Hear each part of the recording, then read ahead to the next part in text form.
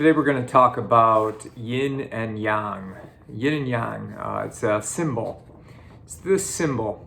It's a symbol that comes from Taoism, but can be used in your training in the martial arts or just in your life.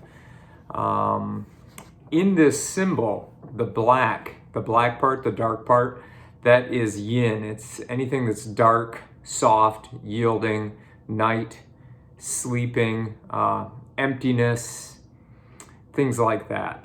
The white part is the Yang. It's the active, it's the sun, the daytime, the hard, the strong, the fullness of something, as opposed to emptiness, which would be Yin.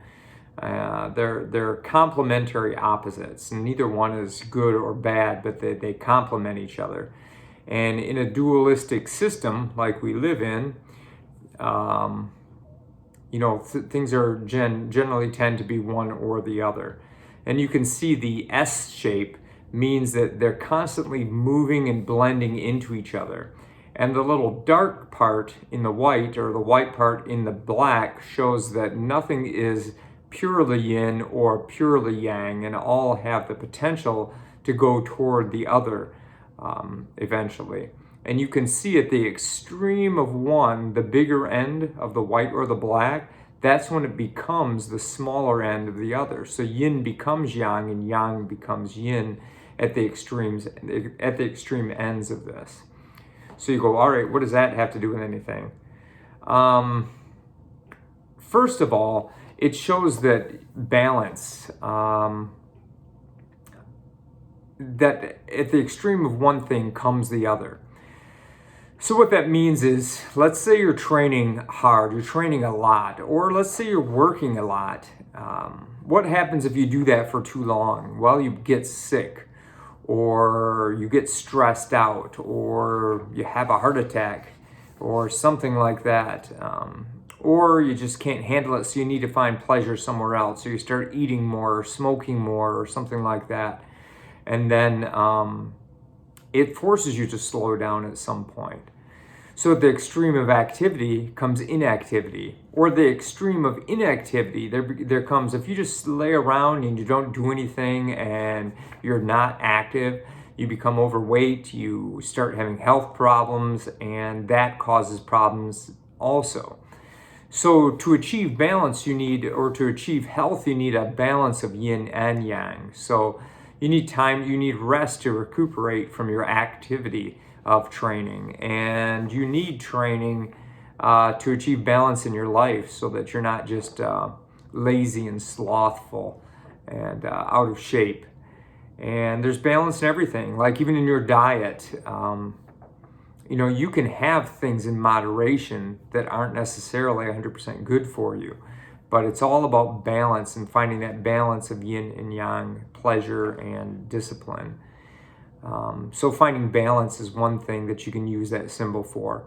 Another thing is that nothing is purely, you can see the black dot in the white or the white in the black, nothing is purely yin or yang.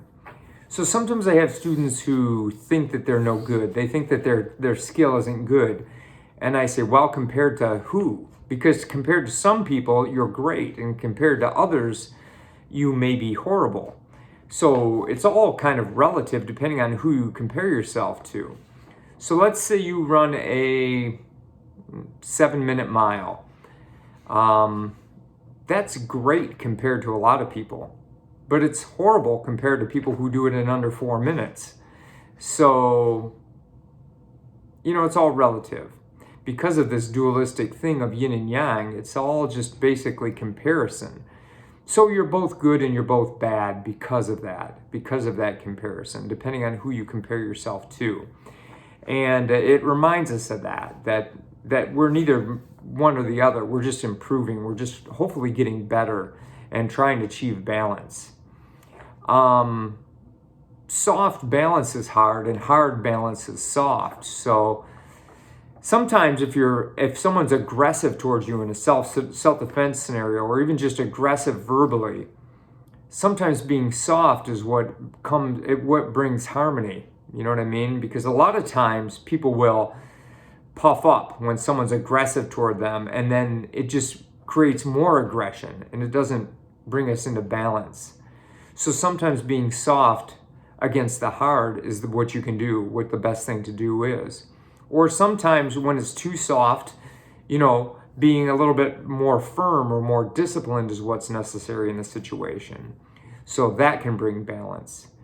The S shape in this means that these things are in constant flux, and they're also in constant areas of our life. So you might be too yin in your workouts and in your training. Maybe you don't do it enough. Maybe you're too soft. But you might be really hard pushing at work or something like that. You may be very hyper focused and disciplined when it comes to your kids, but soft when it comes to discipline with yourself.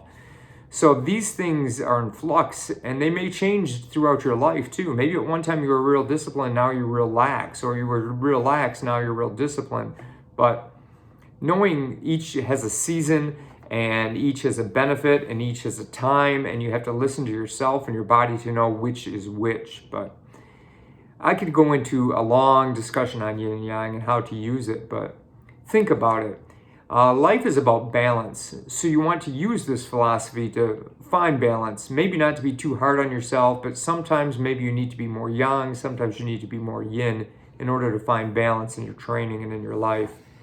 And so it's just a symbol to remind us of that, to remind us that we need to have balance. It's not about doing one thing all the time. It's about finding balance so that we continue to do this over the long term. So I hope you found that interesting and a little bit helpful. Like I said, we could go into it more, but that's a basic overview. And, if you could like, share, and subscribe to the channel, we'll keep it growing, and I would appreciate it.